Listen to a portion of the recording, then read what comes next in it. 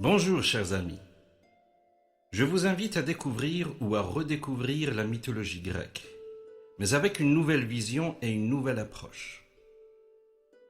Certes, on pourrait bien croire que l'Antiquité grecque et ses mythes sont un sujet déjà méticuleusement travaillé et étudié depuis bien longtemps et par un très grand nombre de personnes.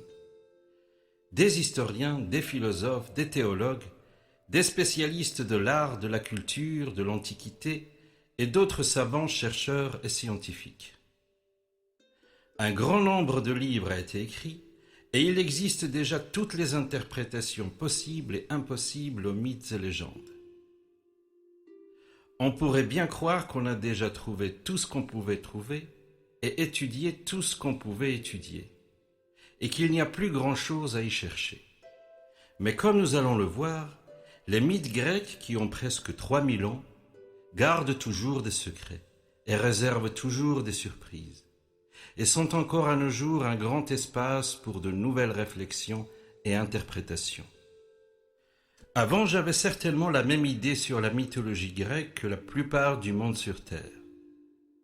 Je pense qu'au moins chaque adulte, de près ou de loin, a connaissance de mots comme Zeus, Poséidon, Olympe, Hercule, Pégase, Cyclope, à partir de ce qu'on a appris à l'école, de ce qu'on a vu dans des films, dans des dessins animés, etc. Pour beaucoup, la mythologie grecque, c'est simplement la religion polythéiste des anciens Grecs, qui avaient des idées particulières sur la création de l'univers, sur l'origine du monde, des dieux, des hommes, sur la vie et la mort. Mais depuis que je redécouvre les mythes grecs sous un angle différent, tout a complètement changé. Et ce qui auparavant semblait être des histoires imaginaires et souvent insensées, s'est avéré plein de sens, profond et toujours d'actualité, des millénaires après. Il faut savoir que les mythes grecs étaient en partie une continuité, une adaptation et un développement de mythes et légendes d'autres civilisations plus anciennes, comme celle des civilisations mésopotamiennes et sumériennes par exemple, où le dieu Marduk pouvait être l'archétype de Zeus, et le demi-dieu Gilgamesh l'archétype du demi-dieu Hercule. Regardez Marduk contre Tiamat et Zeus contre Typhon. La ressemblance est frappante, n'est-ce pas? Même les armes qu'ils tiennent sont presque identiques. Les mythes grecs ont à leur tour influencé de nombreuses cultures et civilisations qui sont venues plus tard. On peut conclure que la compréhension de la mythologie grecque peut nous donner des clés pour mieux comprendre les mythes et légendes d'autres peuples et d'autres époques. Car tout est lié et tout est interconnecté d'une façon ou d'une autre, de près ou de loin.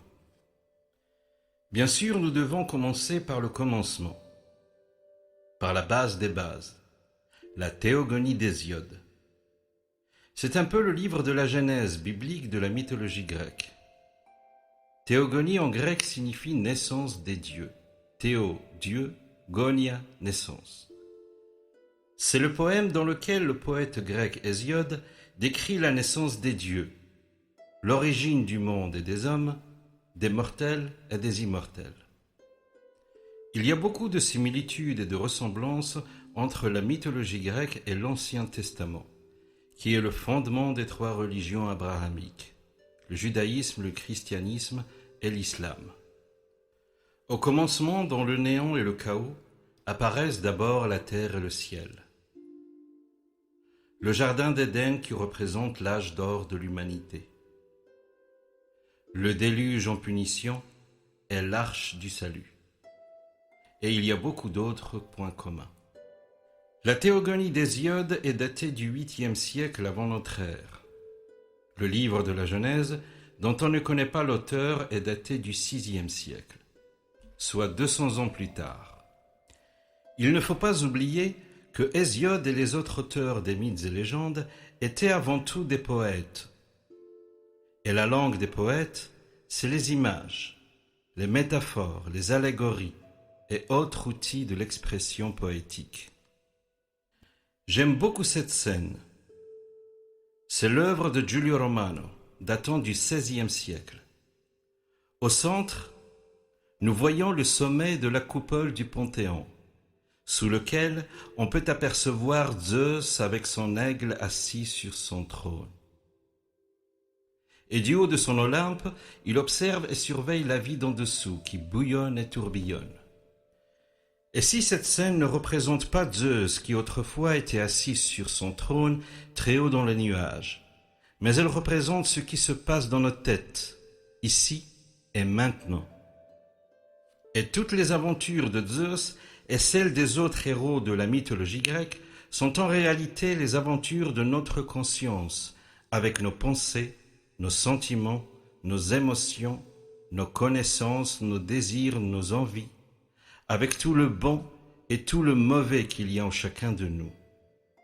Et tous les récits qui semblent étranges, bizarres et même des fois absurdes, les relations amoureuses folles et brutales, les viols, les incestes, la naissance et la mort de nombreuses divinités, de monstres et personnages différents, le meurtre, la cruauté, la violence, tout ça n'est que l'image des interactions qui se passent dans notre tête.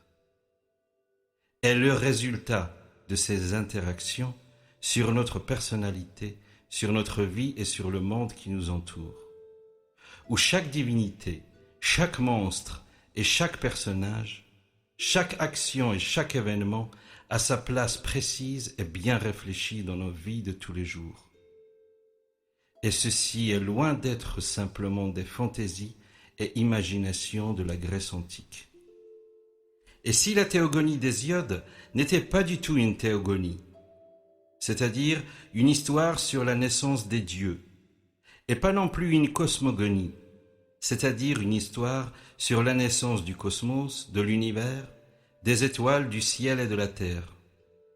Mais c'est une anthropogonie, et dans un certain sens, une anthropologie, c'est-à-dire c'est l'histoire de la naissance et du développement de l'être humain lui-même, physiquement, moralement et spirituellement. Et si les auteurs de l'Antiquité décrivaient non seulement les dieux à leur image et à leur ressemblance, mais ils décrivaient également la naissance de l'univers, de la terre et de la vie, à l'image et à la ressemblance de leur propre naissance. Et si l'histoire de la naissance du monde jusqu'à l'arrivée de Zeus, c'est l'histoire de notre propre naissance, jusqu'à l'arrivée de notre conscience. Au commencement, il y avait le chaos, le néant, l'abîme, comme un grand vide qui attendait que quelque chose de spécial s'y passe. C'est ainsi qu'un jour, parmi les divinités primordiales qui venaient du chaos, apparaît Eros, le dieu de l'amour. Puis vient Nyx, la déesse de la nuit. De leur union apparaît la nuit de l'amour. La nuit de l'amour qui annonce un grand miracle qui va très bientôt se produire. Et ce miracle, c'est la naissance de Gaïa. Les jours passent, les semaines passent, Gaïa grandit et acquiert des formes de plus en plus complexes. Dans son tandem avec Ouranos, le ciel qui l'enveloppe, apparaissent les montagnes, les rivières et les océans. Naissent les titans, les cyclopes et les géants.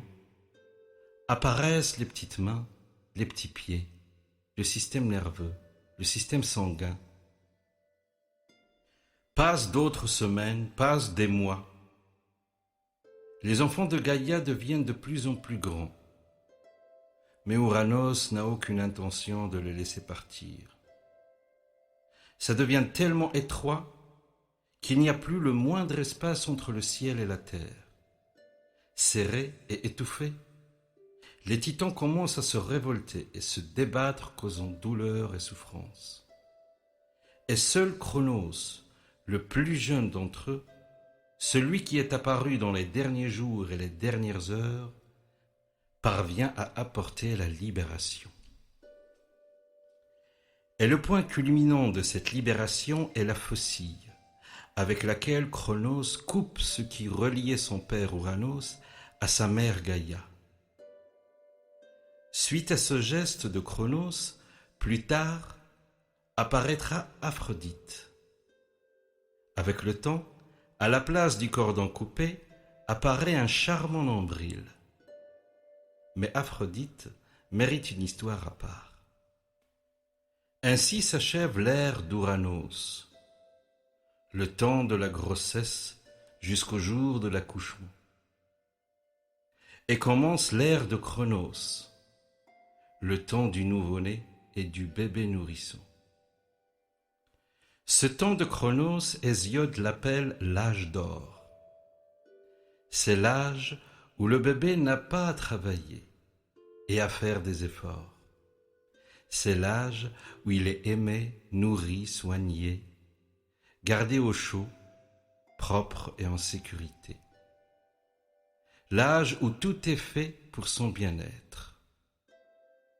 À cet âge, l'enfant n'a pas encore conscience de lui-même et du monde qui l'entoure. Il ne sait pas encore ce qu'est la vie, la mort. Il ne sait pas encore ce qu'est le bien et le mal. Tout comme Adam et Ève dans le jardin d'Éden. Jusqu'au jour où... à suivre.